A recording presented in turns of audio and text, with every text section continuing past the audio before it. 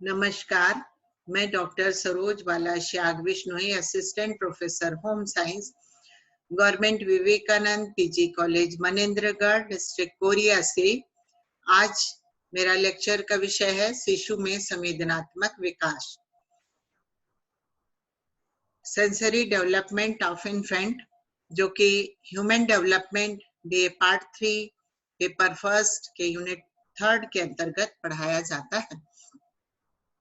संवेदनात्मक विकास के अंतर्गत आज हम अनुक्रम के अनुसार, जो कि हमारे पाठ्यक्रम में निर्धारित है, उसी के अनुसार चर्चा करेंगे। परिचय एवं परिभाषाएं, वर्गीकरण, नवजात शिशु में संवेदनात्मक क्षमताएं, दृष्टि संवेदना, श्रवण संवेदना, स्वाद संवेदना, गंध संवेदना और त्वचा संवेदना, ये प्रकार की संवेदनाएं होती हैं।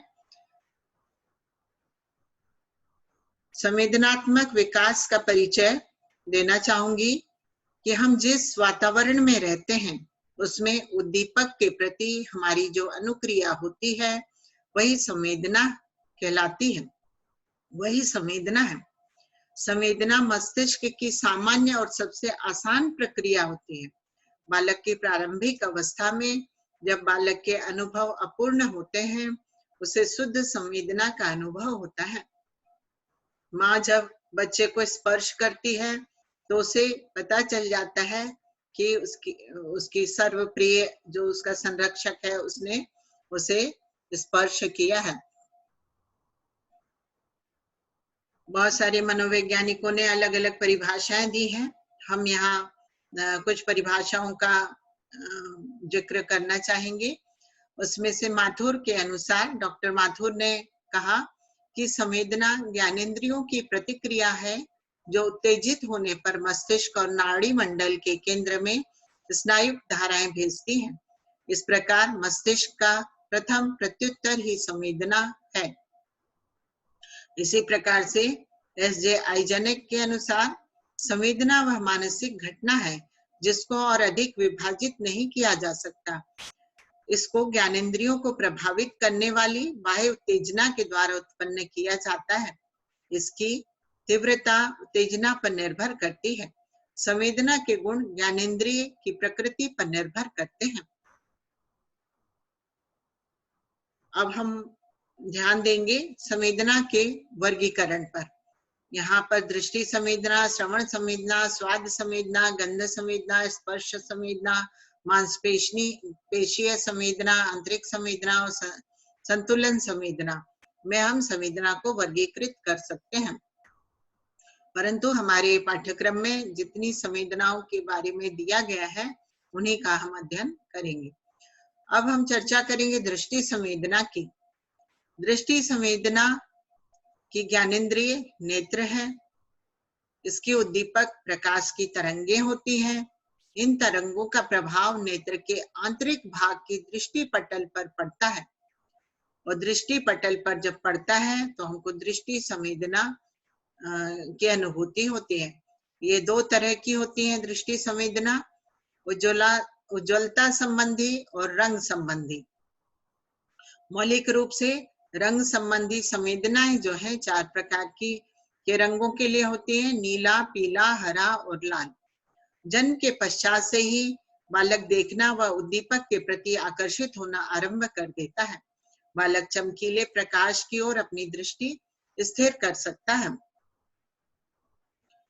दृष्टि संवेदना में फेंट्स ने अपने अध्ययन में पाया कि शिशु की प्रथम दिवस से ही दृष्टि उद्दीपन के प्रति भिन्न भिन्न अनुक्रिया होती है, परंतु इस क्षमता में व्यक्तिगत भिन्नता पाई जाती है। यह व्यक्तिगत भिन्नता शिशु के नेत्रों के समन्वय पर भी आधारित होती है। स्मिथ के अनुसार रोते हुए बालक को गहरे रंग की वस्तु अगर दिखाई जाए तो वह बालक रोते हुए भी चुप हो जाता है। अब श्रवण संवेदना की चर्चा करेंगे। श्रवण संवेदना कान के द्वारा ग्रहण की जाती है। वायु कंपनों के प्रति कान की अनुक्रिया ही श्रवण संवेदना कहलाती है। कुछ वैज्ञानिकों का मानना है कि बालक गर्भावस्था में ही श्रवण उद्दीपकों के प्रति अनुक्रिया करते हैं। वर्थीमियर के अनुसार शिशु जन्म के समय से ही ध्वनि उद्दीपक की ओर आकर्षित होता है। कर्सले ने अपने अध्ययन में पाया कि शिशु ध्वनि उद्दीपक के प्रति सुरक्षात्मक अनुक्रिया करता है। ध्वनि के प्रति संवेदना का विकास बालक बालिकाओं में समान रूप से 12 वर्ष की आयु तक होता है। अब चर्चा करेंगे स्वाद संवेदना की। जीभ स्वाद की संवेदना ग्रहण करती है।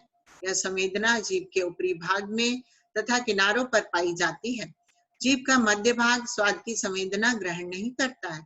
आमतौर पर 4 स्वाद माने गए हैं: मीठा, खट्टा, कड़वा और नमकीन। शिशुओं की इस ज्ञानेंद्रिय का विकास अन्य ज्ञानेंद्रियों की अपेक्षा शीघ्र होता है। शिशु मीठे के प्रति धनात्मक अनुक्रिया करते हैं और कड़वी और नमकीन वस्तुओं के प्रति ऋणात्मक अनुक्रिया करते हैं। वैसे इस स्वाद के प्रति भी, मीठे और नमकीन के प्रति भी व्यक्तिगत भिन्नता हो सकती है। शिशु जब 2 से 3 माह का हो जाता है तो उसमें स्वाद संवेदना का विकास आरंभ हो जाता है। अब हम चर्चा करेंगे गंध संवेदना की। गंध संवेदना की ज्ञानेंद्रिय नाक है और यह संवेदना नाक के ऊपरी भाग में पाई जाती है। गंध कई प्रकार की होती है, परंतु आमतौर पर इन्हें 2 भागों में बांटा गया है: सुगंध और दुर्गंध। गंध संवेदनाओं का भी विकास जन्म से ही हो जाता है। यदि शिशु